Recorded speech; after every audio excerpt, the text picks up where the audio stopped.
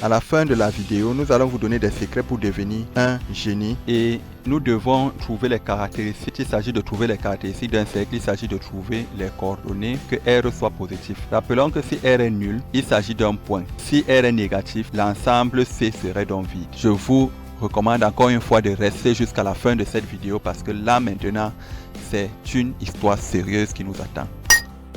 Si vous êtes tombé sur cette vidéo, félicitations de tomber ici sur des mathématiques plutôt que de passer beaucoup de temps sur du divertissement qui ne vous sert à rien. Si vous êtes tombé sur cette vidéo, peut-être vous êtes un passionné de mathématiques, peut-être vous souhaitez améliorer votre niveau en mathématiques, vous ne partirez sans rien. Élèves en classe de seconde, première et terminale, likez cette vidéo. Dans cette vidéo, nous allons déterminer les coordonnées d'un point d'intersection entre une droite et un cercle lorsque leurs équations cartésiennes sont données. Nous allons ensemble déterminer comment retrouver la représentation paramétrique d'une droite ainsi que les éléments caractéristiques d'un cercle lorsque son équation cartésienne est donnée. Nous allons également vous fournir des techniques puissantes de démonstration et vous laisser la possibilité de rentrer en possession du PDF pour faciliter votre apprentissage. Et à titre de bonus, à la fin de la vidéo, nous allons vous donner des secrets pour devenir un génie entre guillemets, car nous pensons que le génie se développe et se travaille, raison pour laquelle nous vous recommandons de regarder cette vidéo jusqu'à la fin. Nous avons constaté que seuls 6% des spectateurs de nos vidéos sont des abonnés. C'est surprenant, mais pourtant c'est vrai. Ne soyez pas parmi eux, abonnez-vous et activez la cloche de notification et vous serez prévenus de nos prochaines publications.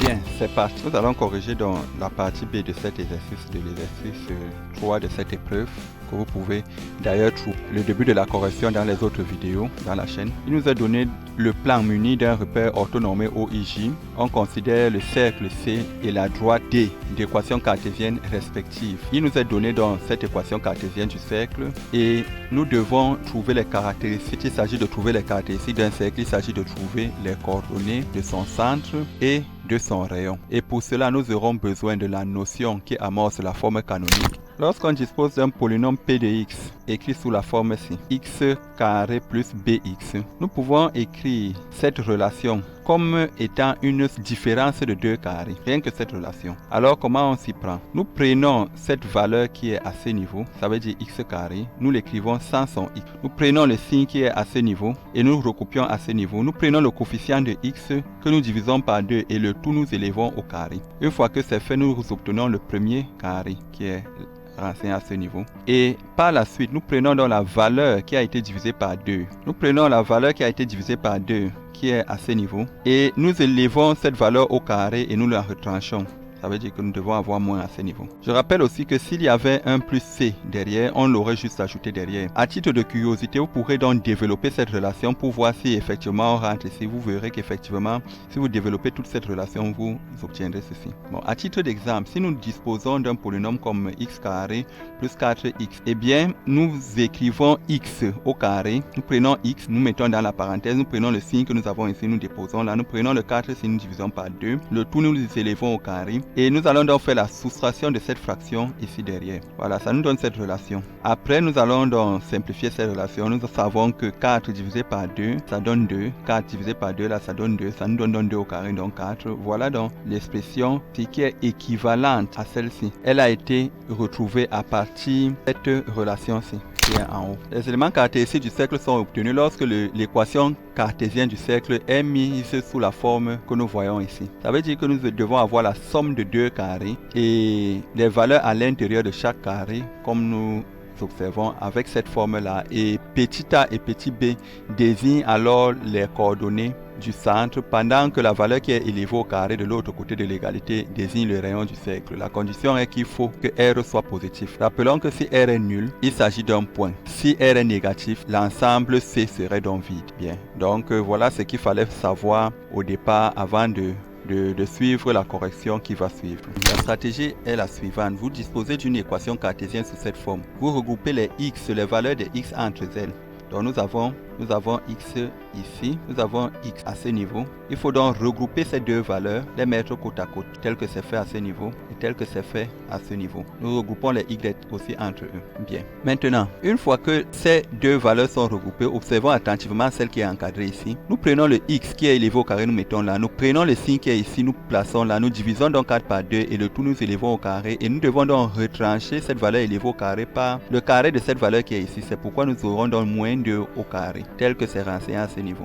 Bien. Le même processus est appliqué avec les valeurs de y qui sont à ce niveau-ci. Eh bien, nous obtenons cette valeur-ci. Les deux carrés qui sont là sont donc portés côte à côte. Les deux carrés sont côte à côte et les chiffres que nous avons ici sont aussi mis côte à côte. Ainsi, nous obtenons cette valeur que nous avons ici et la forme finale qui est là. Bien, donc il s'agit d'un cercle de centre oméga de coordonnées 2, -1 et de rayon 5. Bien, comme nous le constatons, la question n'était pas très difficile, rien de difficile. Bon, le meilleur reste à venir, les choses plus techniques restent à venir. Je vous conseille de rester jusqu'à la fin parce que vers la fin, c'est du lourd. La deuxième question ici il nous est demandé de déterminer une écriture paramétrique de la droite D. Rappelons que l'écriture paramétrique d'une droite doit être sous la forme. Il doit avoir dans un premier temps les coordonnées x et y en colonne et dans un second temps les chiffres sans inconnus, généralement en haut et en bas, et une inconnue qui est en fait de paramètre qui peut être coefficient. Donc voilà comment l'équation paramétrique d'une droite doit être. Pour y arriver, il suffit de poser donc une des inconnues comme étant égale au paramètre. Donc je peux poser lambda égale y. Quelqu'un d'autre peut poser plutôt x égale y. Je vais dire x est égal à lambda. Bon, une fois que nous avons cela, nous avons donc l'équation de la droite et notre équation que nous avons posée ici. Ce qui nous donne dans les deux lignes de notre système. Il suffit tout simplement alors de remplacer y par sa valeur en haut et de tirer x. Donc c'est ce que nous faisons à ce niveau et nous écrivons dans l'équation paramétrique de la droite telle que vous voyez là. Et il est toujours nécessaire de renseigner le paramètre, dans quel ensemble se trouve le paramètre. Ce qui achève donc la deuxième question. Déterminons la troisième question de l'exercice. Nous demande alors de déterminer les points d'intersection qu'on a nommés A et B du cercle C avec la droite D. Bien, pour y arriver, je vais d'abord expliquer la procédure pour répondre à ce type de questions et après, parce que j'aime bien le faire, je vais expliquer pourquoi est-ce que la procédure est faite de cette façon. Lorsque vous voulez déterminer les points d'intersection entre deux ensembles et que vous avez l'information de leurs équations, il suffit de regrouper toutes ces équations en système et de résoudre le système. Les solutions du système vont donc vous donner les solutions des points d'intersection. Bien. Donc nous avons ici, il est mieux de récupérer l'équation paramétrique de la droite. Elle est plus aisée à utiliser, mais même avec l'équation cartésienne de la droite D, on pouvait toujours remplacer l'équation cartésienne de la droite D et l'équation cartésienne de C et résoudre le système qui sort. Ce système, les solutions qu'on obtient nous renseignent alors les coordonnées des points d'intersection. On pouvait le faire, mais ici dans la procédure que nous allons utiliser ici, nous allons tout simplement prendre l'équation paramétrique de D que nous allons combiner dans un même système avec l'équation cartésienne de C. Maintenant, pourquoi est-ce qu'on fait de cette façon? Nous le faisons parce que un point qui appartient à la fois à D et à C vérifie donc les conditions de D et les conditions de C. Donc les conditions pour être sur D, sur la droite D, et la condition pour être sur la droite C. Or, l'équation cartésienne d'une droite, c'est quoi? C'est la condition que un point doit vérifier pour appartenir à la droite. De même, l'équation de C, c'est la condition qu'un point doit vérifier pour être sur le cercle C. Donc, trouver un point qui est à la fois sur D et sur C, c'est trouver un point qui est à la fois, qui vérifie, à la fois la condition de D et la condition de C, ce qui n'est rien d'autre que le système qui réunit donc les deux ensembles. Donc, c'est la raison pour laquelle il faut procéder de la sorte. Bien, maintenant, un point est donc dans l'intersection de D et de C, comme nous avons ici, un point est dans l'intersection de D et de C, lorsqu'il appartient à la fois à D et à la fois à C. Or, lorsqu'un point appartient à D, il vérifie le système C. Lorsque ce point-ci appartient à C, il vérifie le système que nous allons, l'équation cartésienne qui nous a été présentée à l'énoncé. Un point qui appartient à C vérifie donc l'équation que nous avons ici. Bien, ce que nous pouvons donc faire nous n'avons pas explicitement montré cela, mais nous avons résolu le système. Nous avions donc juste pris les valeurs de A et de B que nous avons à ce niveau et nous les avions remplacées dans cette équation pour obtenir cette relation-ci. Il reste donc à développer, à réduire et à ordonner pour trouver une équation de second degré à résoudre. Nous passons donc naturellement par la forme canonique. Nous avions vu comment cela se fait pour avoir... Au début de l'énoncé, nous avions vu comment est-ce qu'on obtient cette relation-ci. Au début, de l'exercice, de la correction de l'exercice, nous avions vu comment nous passons de la relation-ci à celle-ci. Et le reste va de soi. Le carré de 5, c'est 25. Le carré de 2, c'est 4. Nous avons 25 quarts ici. Et ici, nous pouvons donc écrire cette valeur-ci la ramener au même dénominateur comme celle-ci. Donc, il suffit tout simplement de multiplier 6 par 4. Nous aurons 24 en haut. Et diviser par 4, ça fait toujours 6. Donc, nous avons dans les deux fractions 6. Ça nous fait 1 quart. Le résultat de ce calcul. Le résultat de ce calcul va nous donner donc moins 1 quart que nous obtenons ici. Bien. Donc, il nous reste à résoudre ceci. Il suffit de faire la différence des deux carrés pour obtenir cette factorisation. Nous terminons la factorisation en calculant les fractions que nous avons à l'intérieur des parenthèses. Nous aurons moins 5 demi plus 1 demi. Ça nous fait moins 4 sur 2. Moins 4 sur 2, ça nous fait moins 2. Nous avions écrit ces valeurs, nous les avions permutées parce que ici nous aurons moins 4 sur 2, ça nous fait moins 2, tandis que de ce côté nous aurons moins 5, moins 1 ça fait moins 6, divisé par 2 ça fait moins 3, ce qui est renseigné à ce niveau. Ce qui nous donne dans le premier facteur est nul ou le deuxième facteur est nul, ce qui nous donne lambda est égal à moins 3, lambda est égal à 3 ou lambda est égal à 2. Bien. Dans chaque cas, puisque nous n'avions pas encore trouvé les coordonnées de A et B, dans chaque cas, chaque lambda va nous donner les coordonnées de A et B. Cette fois-là, nous retournons alors sur la condition de l'équation paramétrique de D que voici. Donc, pour chaque valeur de lambda, nous allons trouver A et B. Pour la première valeur de lambda, ici, qui est désignée ici, qui est 3, nous allons déterminer A et B comme ceci. Nous remplaçons lambda par sa valeur. Ça va nous donner moins 4 plus 3, ça fait moins 1. B égale lambda est égal à 3, ce qui nous donne A de coordonnées, moins 1, 3. Et nous avons aussi la deuxième valeur de lambda qui est lambda est égal à 2. Nous remplaçons moins 4 plus 2, ça nous fait moins 2. B est égal à lambda, donc nous aurons B est égal à 2, ce qui nous donne donc B de coordonnées moins 2, 2. Donc les deux points d'intersection sont donc renseignés par ces deux coordonnées que nous avons ici. Ce qui achève dans la deuxième question. Maintenant, place au lourd. Nous allons vraiment là maintenant entrer au lourd. Je vous recommande encore une fois de rester jusqu'à la fin de cette vidéo parce que là maintenant c'est une histoire sérieuse qui nous attend. Donc asseyez-vous, je vous conseille même de prendre un peu du Doliprane parce que ça va aller fort, ça va secouer les gars. Bien, maintenant suivez attentivement ce qui va se dire. Il est donné, comme on nous dit, soit R, soit lambda appartenant à R. Donc il nous est donné une valeur lambda, un paramètre en fait, tel que l'équation, telle que la courbe C, indice lambda, soit d'équation telle que nous voyons à ce niveau.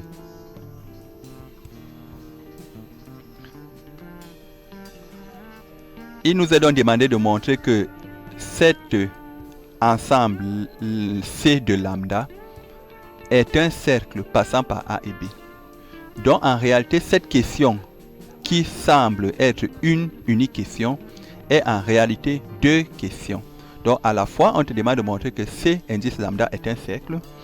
Et dans un second temps, on te demande de montrer que ce cercle passe par A et B. Bien.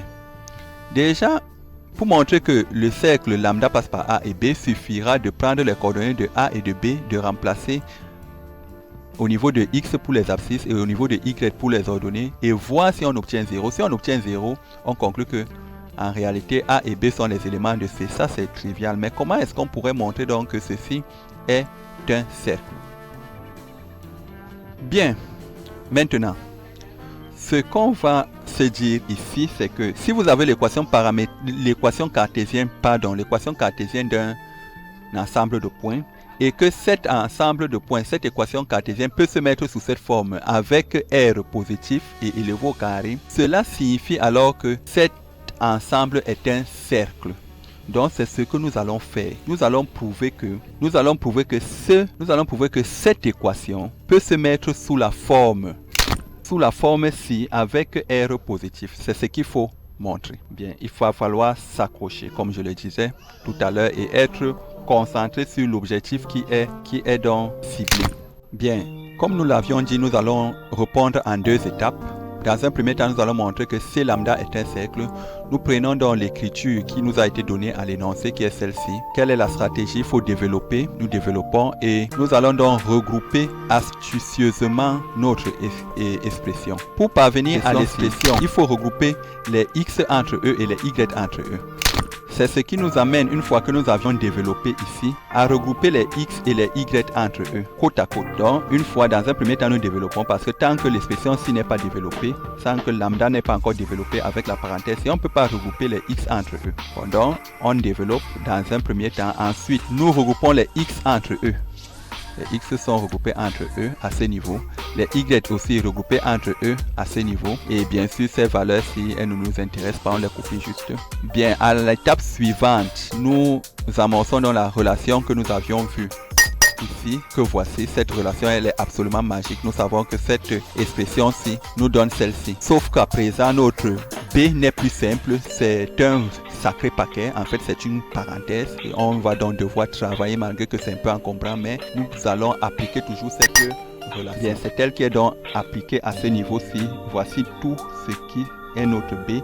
Le moins ici avec tout ceci, c'est ça B. C'est la raison pour laquelle nous avons encore moins ici. Donc 1/2 de 4 lambda, c'est ça notre B. Donc le tout maintenant avec bien sûr X, le tout au carré. Nous appliquons la même chose avec le groupe phi. Nous avons ceci au carré encore. Et bien nous devons maintenant élever cette valeur au carré et la retrancher. C'est ce qui est fait ici. De même, nous devons retrancher la valeur au carré de ceci. Et après, nous devons copier cette valeur-ci, cette expression-ci. Elle doit être copiée. Donc c'est elle qui est copiée là, tout simplement. Il faut rester très concentré. Maintenant, ce qui reste à faire, ceci est déjà sous la forme que nous cherchons. Nous avons déjà la somme des 2 carrés ici. Il reste donc à développer toute cette expression-ci. Puisqu'elle ne dépend même plus de X, on la développe alors. Cette valeur-ci va nous donner, entre parenthèses, déjà le carré-ci. Étant donné que le carré, c'est un carré ici d'un produit demi multiplié par cette parenthèse. Donc, nous aurons donc un quart de cette expression. Ce qui va nous faire 4 plus lambda au carré, ça nous va nous faire 16 plus 8 lambda en appliquant l'identité remarquable. Plus lambda au carré. Bien sûr, le moins qui est là se conserve ici. Le moins qui est ici se retrouve là. Maintenant, de même encore à ce niveau, nous avons 1/2 qui multiplie 2 lambda, le tout au carré. Ce qui veut dire que le carré, s'il va multiplier demi, nous aurons un quart. Et nous aurons à élever alors 2 lambda au carré. Ce qui va nous faire 4 plus 4 lambda plus lambda au carré. Bien, nous copions encore cette expression à ce niveau. Elle est toujours copiée, sans souci. Maintenant, nous développons la fraction-ci multiplie toute la parenthèse-ci et celle-ci multiplie tout ceci.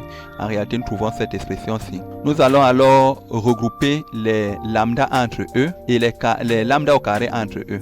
Ce qui va nous donner donc 1/2 lambda au carré, 7 lambda, moins 7 lambda, moins 25. Maintenant, nous allons renvoyer toute cette expression de l'autre côté de l'égalité. Et maintenant, qu'est-ce qu'il faut savoir? Il faut vérifier si cette expression est effectivement positive. Si elle est positive, il s'agit d'un cercle. Si elle est négative, il s'agit de l'ensemble vide. Si elle est nulle, il s'agit d'un point. Pour y arriver, il faut effectivement trouver sa forme canonique. Donc, nous allons factoriser ceci par demi. Une fois que c'est factorisé par demi, il y a un demi qui a été oublié à ce niveau. Une fois que c'est factorisé par demi, nous appliquons la forme canonique. Nous appliquons la forme canonique et la relation qui amorce la forme canonique, autant pour moi. Nous obtenons cette relation et nous arrivons ici. Je rappelle encore que demi a été oublié devant. Il y a demi en facteur ici. Tel que c'est là. Il y a demi en facteur là. Une fois que nous sommes à ce niveau, nous nous souvenons que si vous vous souvenez bien de l'expression de la forme canonique, lorsqu'on a une expression comme celle-ci, ça veut dire qu'elle est toujours positive. Pourquoi? Parce que 1 étant positif, le carré étant positif, on a la somme de 2 valeurs positives. 1/2 qui est une valeur positive, donc somme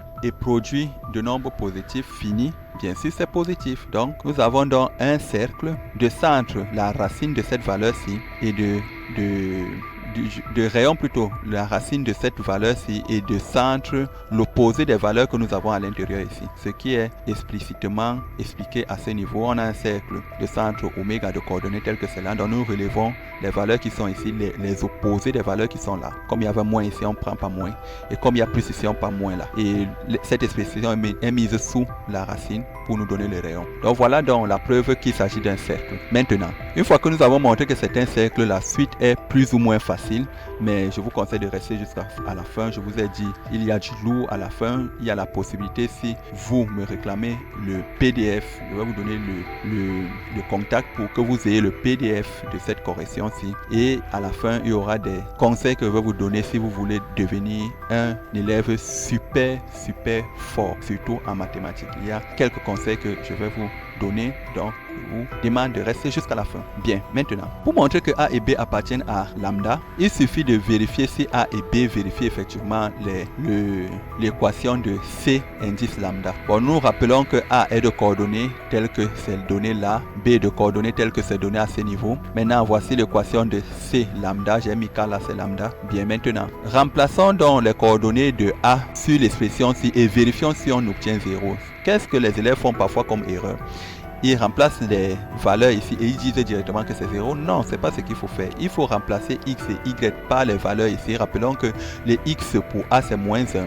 Le y pour B, pour A plutôt c'est 3. Donc nous remplaçons moins 1 et 3 partout. Il y a x pour 1. On va remplacer x par moins 1. On va remplacer y par 3. Et si après calcul on trouve 0, on conclut alors que le point A est un point de C indice petit gamma, petit lambda autant pour moi. Donc voilà la procédure et c'est ce que nous allons faire. Nous avons moins 1 au carré, 3 au carré, j'ai mis au cube. Waouh, c'est vraiment n'importe quoi. J'ai mis au cube ici, c'est le carré. Bien, et ici nous remplaçons encore x et y par leur valeur et nous constatons donc ici nous avons 1 plus 9 plus 4 ainsi de suite. Effectivement nous obtenons 0. Cela signifie alors que A appartient à C lambda. Le même processus est appliqué ici. Nous obtenons 0 comme vous voyez là et nous concluons alors que B aussi appartient à lambda. Voilà donc ce qu'il fallait faire pour montrer que C indice gamma est un cercle qui passe par A et B. Voilà, c'était vraiment du lourd. Maintenant, la question qui suit encore, c'est aussi du lourd. Donc, accrochez-vous jusqu'à la fin. Et vous pouvez mettre pause. Si ça ne va pas, vous mettez d'abord pause et vous revenez après. Bien, montrons que tout cercle passant par A et B a une équation cartésienne de ce type-ci. Là maintenant, les jeux se sont inversés. Les jeux se sont inversés. On nous demande maintenant de montrer que si A et B est un cercle qui passe par A, je veux dire, on nous demande de montrer que si nous avons un cercle au hasard, alors s'il passe par A et B, son équation est de cette forme-ci. La démarche pour ce type de question, c'est quoi? Suivez attentivement. Vous allez supposer un cercle quelconque. Si vous supposez un cercle, le cours nous donne la forme générale des équations des cercles. Donc nous allons partir de la forme générale de l'équation d'un cercle. Nous allons donc montrer que cette forme générale peut être, va être ou alors peut se mettre sous cette forme-ci lorsque A et B sont des points de ce cercle. Donc c'est ça la démarche. Bien, c'est parti pour la toute dernière question de cet exercice. Nous allons supposer un cercle gamma, indice lambda, alors forcément elle admet une équation cartésienne de la forme que voici. Cela a été dit en cours. Voilà. Maintenant, si A est un point de gamma, cela veut dire que si nous remplaçons les coordonnées de A dans l'équation cartésienne qui est ici, nous devons trouver 0. C'est la raison pour laquelle nous avions écrit cette relation. Si nous avons juste remplacé x par moins 1, y par 3 dans l'expression-ci et nous avions eu cette expression que vous voyez là et ce qui nous amène à l'écriture que nous avons ici et nous arrivons à la première équation que voilà. Maintenant nous allons avoir exactement la même démarche avec B et nous allons trouver une deuxième équation que j'encadre à ce niveau. Nous allons donc combiner les deux équations et voir si nous trouvons la relation que nous recherchons. Combinons les deux équations, cela nous donne le système que nous avons ici. Dans un premier temps, nous avions, partant de ce système-ci, nous allons faire la première ligne moins la deuxième ligne. Le but étant d'éliminer les C. Et le résultat serait donc écrit. Le résultat serait donc écrit à la deuxième ligne du système qui suit. Pendant que la première ligne est copiée. Bien, lorsque nous faisons A moins 2A, ça va nous faire moins A. Moins 3B, moins 2B, ça fait moins B. Et 5 moins 4, ça fait 1. Et bien 0 moins 0, ça fait 0. Ça nous donne donc le système que nous avons ici. À l'aide de ce système, nous pouvons avoir une expression de A en fonction de B, ce qui est trouvé à ce niveau-ci. Lorsque nous avons donc une expression de A en fonction de B, nous revenons à la première ligne et remplaçons A par sa valeur en fonction de B, ce qui nous donne 1 moins B qui est écrit ici et le reste est copié, ces deux valeurs se sont copiées.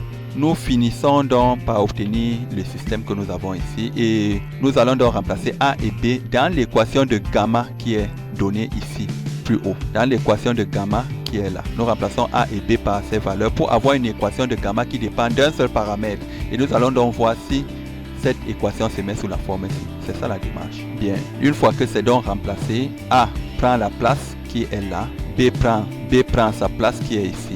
Bien, nous développons tout simplement par la suite. Nous développons correctement là les X, les Y. Bien, maintenant il faut créer l'expression qui est en haut. Nous savons que dans l'expression qui est en haut, il y a x carré, y carré, moins 4x plus 2y. Bien. Or, nous avons moins 2x ici et 2bx.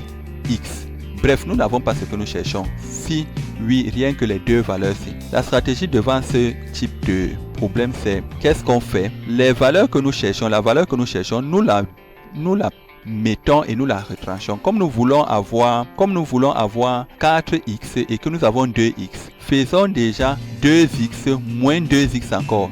Ça veut dire qu'on vient de modifier l'expression-ci. Mais pour revenir à l'expression qu'on avait, on va ajouter plus 2x. Donc en mettant 2x ici derrière et moins 4x ici, nous avons toujours les moins 2x qui sont là. Donc déjà nous avions créé les trois valeurs-ci que nous cherchons. De même, il nous faut 2y. Nous allons donc mettre 2y et nous allons retrancher 2y. Mais si nous retranchons 2y, on aura 2y moins 3.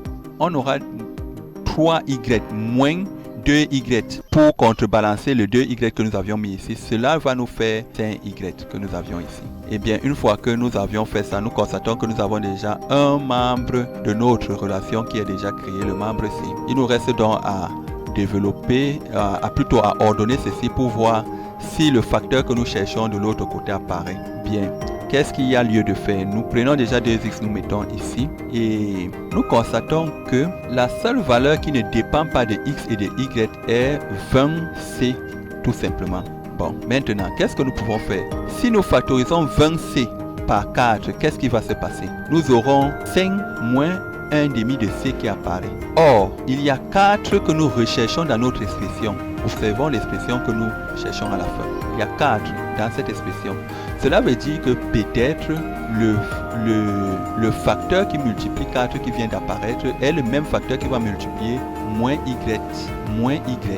Le facteur c'est qui multiplie 4. Peut-être c'est lui qui va multiplier y et x. Donc ce qui va nous rester à faire ici, c'est de factoriser les y entre eux et les x entre eux. Lorsque nous avons fait cela, nous constatons donc effectivement, nous avons un facteur commun qui apparaît. Bon, donc nous allons donc factoriser. Nous allons poser lambda est égal à ce facteur commun là. Nous allons factoriser. Nous allons remplacer d'abord et nous factorisons par moins lambda. Et voilà donc l'expression obtenue. Si vous nous suivez jusqu'ici, félicitations, vous félicitons déjà. Maintenant, vous pouvez nous demander le PDF, cette correction entière de l'épreuve entière. Vous avez le privilège d'obtenir la correction entière de cette épreuve. Donc, on obtenir la correction de cette épreuve à ce numéro-ci. Bien, donc les conseils que je vais vous laisser aujourd'hui, si vous êtes déjà un élève moyen en mathématiques ou d'un niveau passable, le tout premier conseil que je vous donne, c'est d'avoir des pensées dominantes qui tournent autour de la mathématique. C'est le tout premier conseil. Ça veut dire qu'au quotidien, votre préoccupation doit être centrée sur le fait que comment je peux faire pour progresser, comment est-ce que je peux faire pour résoudre tel ou tel problème qui n'est pas souvent facile.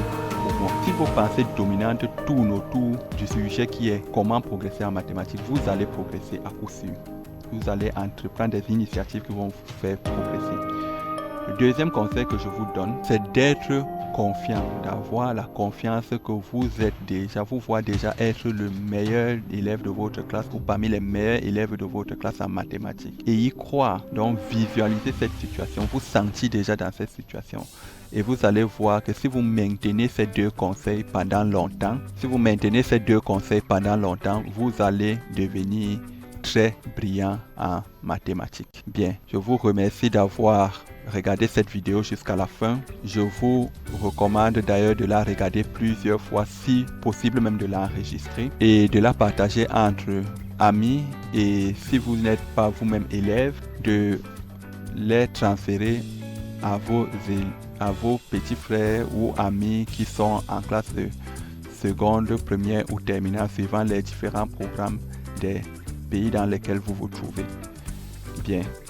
Et n'oubliez pas, tout like nous motive à toujours aider la jeunesse à être de plus en plus performant et ça nous motive à faciliter l'apprentissage de nos petits frères et de nos fils qui sont quelques années derrière nous. Bien, merci et à bientôt pour la prochaine vidéo. Ciao.